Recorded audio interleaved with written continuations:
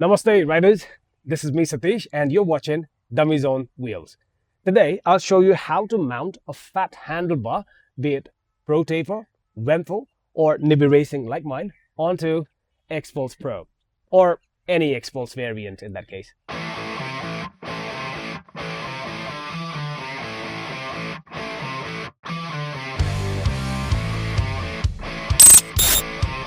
First thing you need to know is that the fat handlebars, they don't directly fit into the stock Xpulse's triple clamp.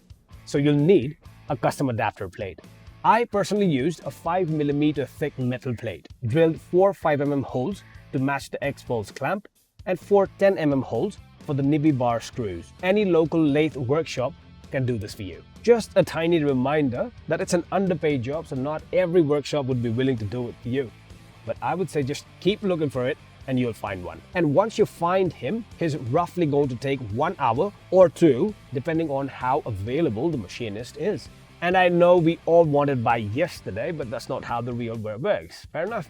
And this plate, it cost me 300 Nepali rupees only. Next, swap the ignition. The stock unit is too bulky, so I used a Honda Shine ignition switch. It's slim enough to give space for the throttle and the front brake. Again, 300 Nepali rupees. And electronics could be tricky, so get help if you could. My friend Rakesh took care of all that. Big kudos to that guy. Plus, be ready for the time. It took us almost around 6 to 7 hours to get everything running.